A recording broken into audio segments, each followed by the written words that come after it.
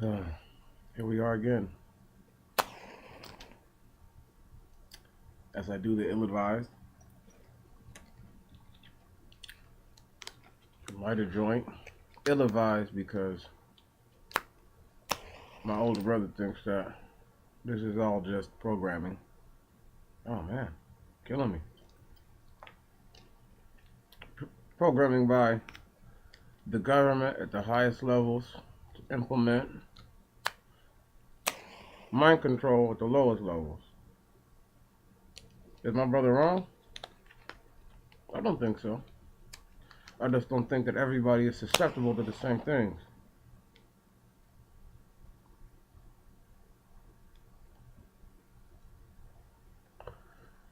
Saying that, it's time to expound. So, looks like phase one of D-Treasy fuckery is in full effect. What I mean by that is now Chicago has ATF agents on the ground. What that means is that there's only a certain amount of time before an ATF agent or a federal agent has to either kill a resident or a resident kills one of them.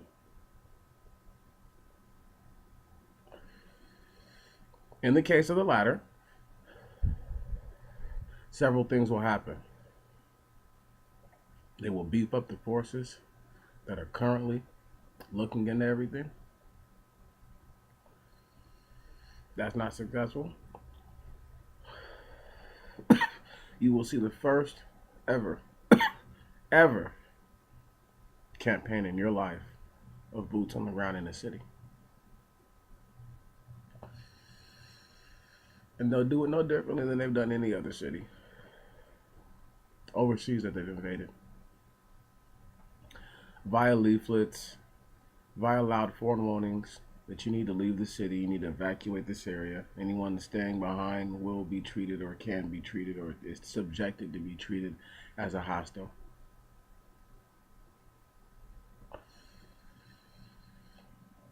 With that said, good luck to Chicago. Moving on from that, and getting to something a little more spiritual. So about a year ago, I came into the real fruition that all people literally do not have souls. So that was the first part of my understanding. The other part of the understanding that would come to couple with this is that even people with souls all don't have the same soul constitution. Point being, if Adam has children with a woman who's made directly out of him, his children have the same soul constitution as he does. Now, let's just say hypothetically, because some of you don't believe this, but let's say hypothetically, Adam and Eve are not the first people. And hypothetically speaking, Adam and Eve can't have enough children fast enough to give their other children, mainly Seth, a wife. And there's already people in the land which they're in after they're banished from the garden. But these people don't have soul constitution. They have no soul constitution at all, 0%. Now, you have a person with no soul constitution and a person with soul constitution having a baby. But the one with soul constitution has a governor within his soul constitution. So therefore, when he mates with the person with no soul constitution, it is not a genetic catastrophe, being that it is genetically mutated into being a giant or a freak of nature. Saying that, carrying on and going forth, there are so many different ways to change the genetic atmosphere, therefore changing the soul constitution and soul structure atmosphere. What I'm saying is that your mother and father probably, more than likely, don't have the same soul constitution. With that said, you have a partitioned soul constitution between the two of them. With that said, if neither one of your parents have soul constitution, I guess I'm saying that you lack soul constitution yourself. Though I know that that's not my listeners, and I know that's not my viewers, and you are not mine, but mine being the subject to the subjective speech I'll use for right now because it's appropriate. You are listening to me. So why not go ahead and say that? Anyhow, what I am getting at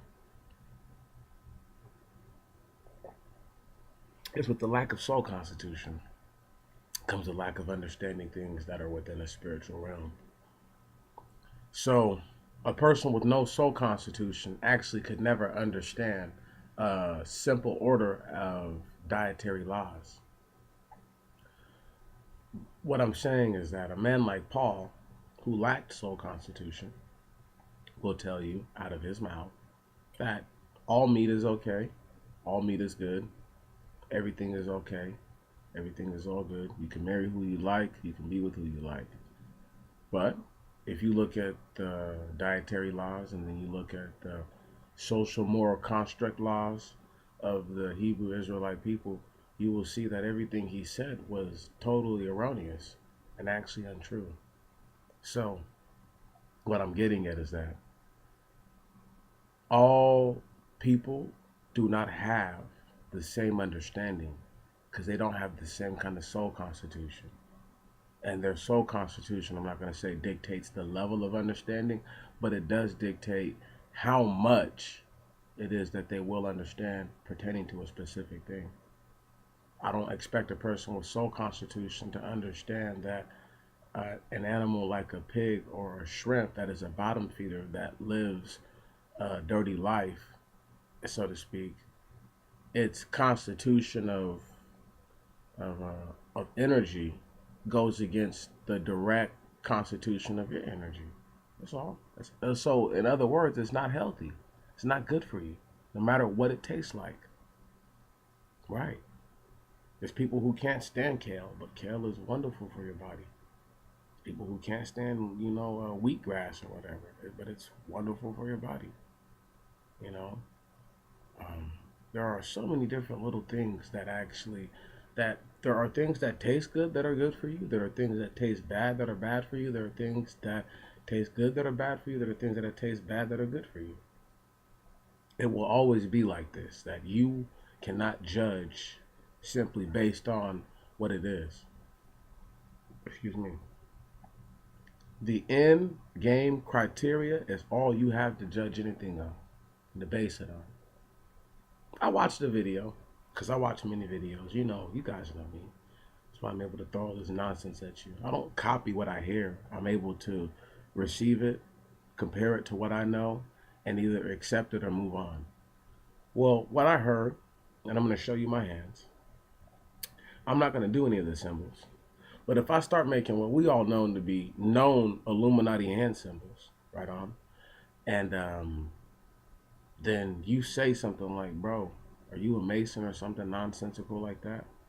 How could I get mad at you for pointing out to me what I've done that we all know is associated with this way of living? Right. So if a man grab another man's rear end and I see him do that, am I out of my mind to assume that the man that grabbed the other man is a homosexual? If I don't see any discomfort from the other man or some level of grievance stating that this man is uncomfortable with the whole action and the entirety of it, can I assume that this person is also a homosexual? Yes.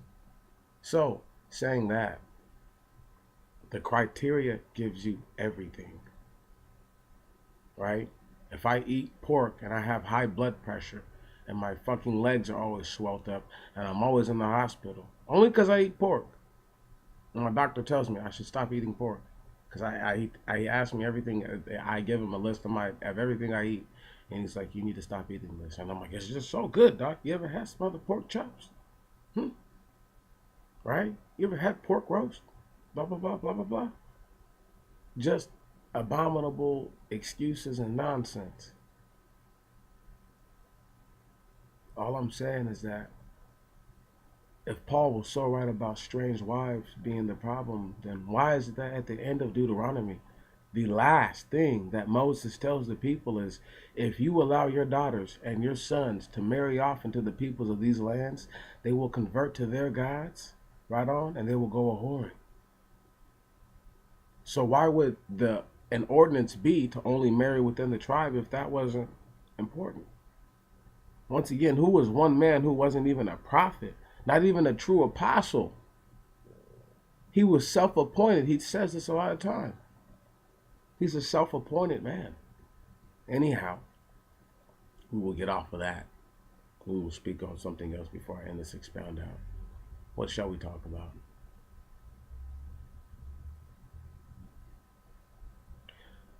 You should bless people for doing better. You know, when you see somebody who was poor last week and they were hungry last week, and last week they didn't have anything, and this week they have food and drink, you should reward them because now they have food and drink. So reward them, right on? And then tell them why you're rewarding them, because now you have food and drink, something that you sought just recently, and now you have it. So thank the Most High God for that. That's what you tell them. If you won't gird up your loins, I promise you, you will not see everlasting. The meek are not weak. Moses was not meek, and Moses was known to have been the most meek man on the planet while he yet lived. So,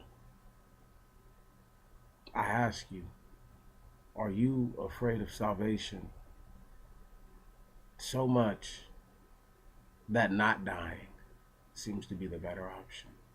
Or should I word it like this?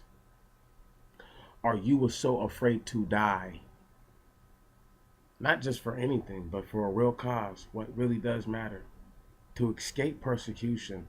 So if you were trying to flee from one city to another and you go down in the middle of that, are you afraid of that?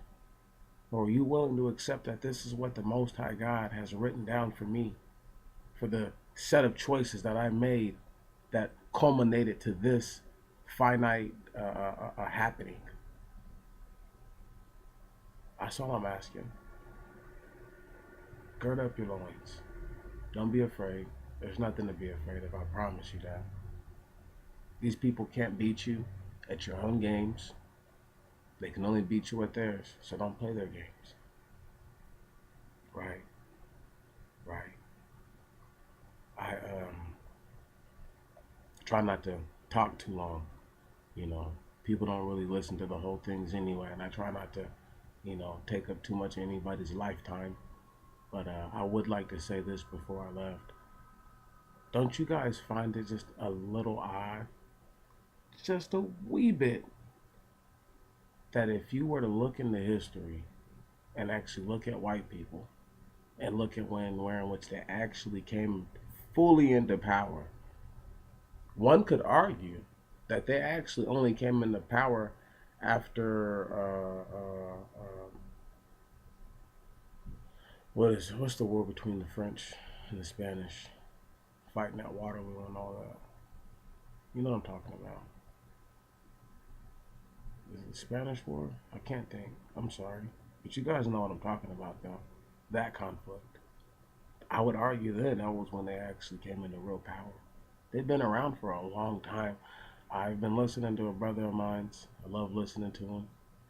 He makes putting certain things into order a lot easier than he thinks it is. Saying all that, I would love to just say that it's more than conceivable, more than believable to say that the power structure of the white man has only actually been cemented the way it is now for the last couple hundred years, and it hasn't been like that for very long.